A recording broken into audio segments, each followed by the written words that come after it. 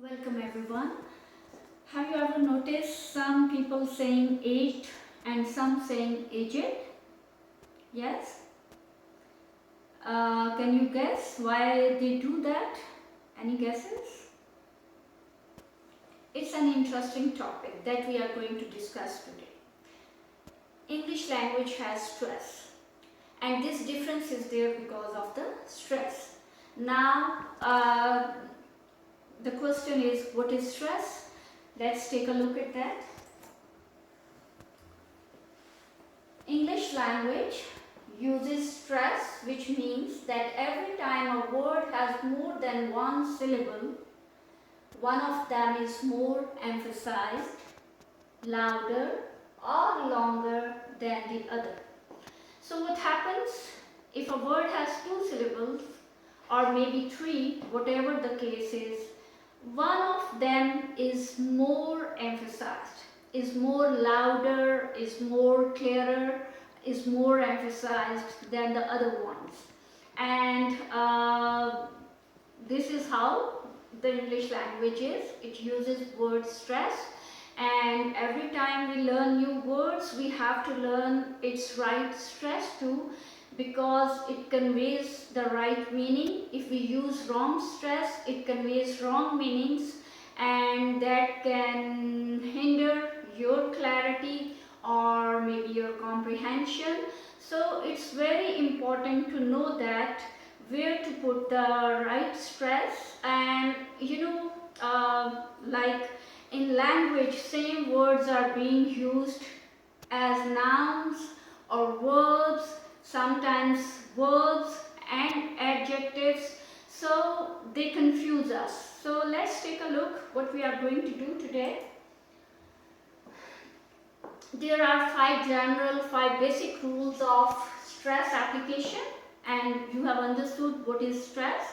You have to emphasize a syllable, a sound more than the other ones. With most nouns or adjectives with two syllables, the stress is on the first syllable, and that's what we are going to do today. We are going to deal with some adjectives, and you have to remember the stress goes on the first syllable. Then rule 2 is, with most words with two syllables, the stress is on the last syllable. So now you know verbs have stress on the last syllable. And then there's a rule, words ending in shan, the stress goes on the last syllable. Words ending in ek, stress goes on the second last syllable. Words ending in e, u, stress goes on the last syllable. But anyway, we don't have to do anything with the last three. Today we are going to deal with the first two rules. Now, you have come to know it's very important to know the rhythm of the language, and that helps us to convey the right meaning of the words. So, one more important thing is stress. For stress, content words are stressed, and content words are nouns, verbs, adjectives. Then what are the words that are supposed to be de-stressed? We de-stress function words. Those are pronouns, prepositions, articles, etc. You remember last week we had done verbs that end in ed, and we figured out, like in writing, they all look alike, but in terms of speaking, they are not spoken in the same way because of this ed ending. They are spoken in three different ways, that is t, d and it. And the reason why we do that, the last sound in the words matter, and the words that end in t and d, they take it with them, and the words, the ones which are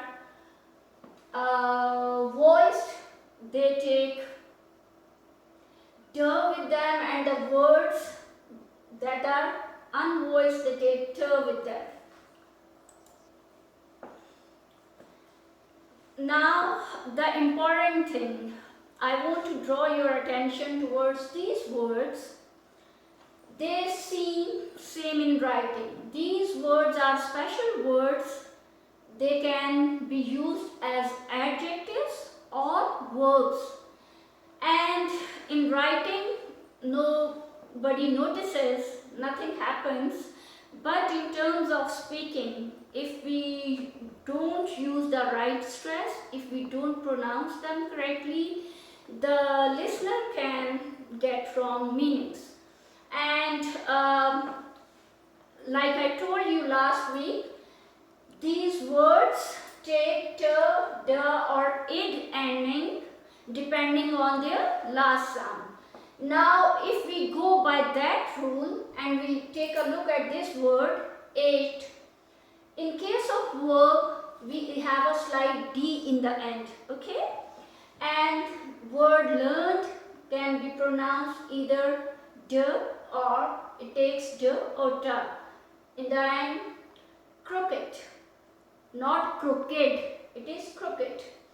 In case of verb, blessed, sorry.